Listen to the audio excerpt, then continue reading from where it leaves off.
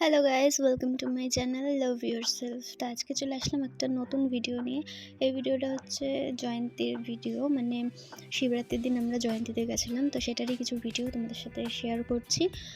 তো এটা হয়তো কি ব্রিজ আমি জানি না, যাই হোক ডিমা ব্রিজ মনে হচ্ছে, কিন্তু আবার নাও হতে পারে আমি ঠিক জানি না এটা কি ব্রিজ। তো তারপর আমরা চলে যাচ্ছি জয়ন্তীর দিকে, আর পিসে পৌঁছেও গেছে জয়ন্তীতে। তো তোমরা দেখতেই পাচ্ছ কতটা ভিড় এই মুহূর্তে জয়ন্তীতে। এখানে তো এতটুকুনি, এরপরে আরও আছে। আমরা যে কতক্ষণ জ্যামে আটকে ছিলাম সেটা একমাত্র আমরাই জানি। বাপরে বাপ! আর চারিদিকে ধুলায় ধুলা, আমার তো কালো জিন্স একবারে সাদা হয়ে গেছে বাড়ি আসার পর।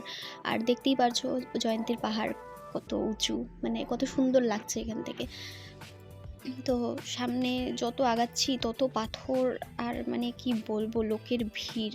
আমরা তো অনেক মানে সাইড দিয়ে গেছি, যেদিকে ভিড় নেই সেদিক দিয়ে গেছি, আর দেখো ওই সাইডগুলোতে কত লোকের ভিড়।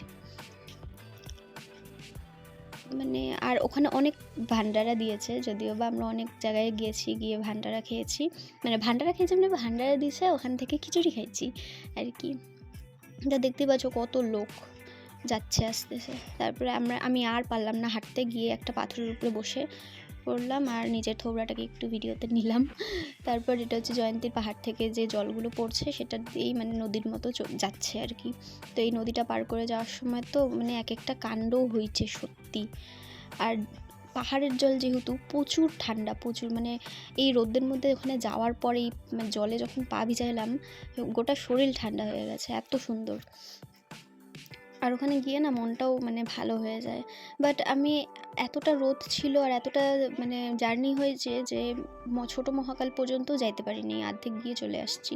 তাও আমাদের ব্যাক করতে করতে ওখান থেকে 4টা সাড়ে 4টা বেজে গেছে। তারপরে তো শুরু হলো এই জ্যামের পালা, এত গাড়ি ঘোড়া, এত জ্যাম, আর কি বলবো, তোমরা দেখতেই পাবে। দেখো কত জ্যাম।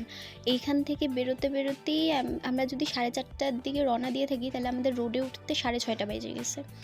এরকম অবস্থা, আর কি বলবো।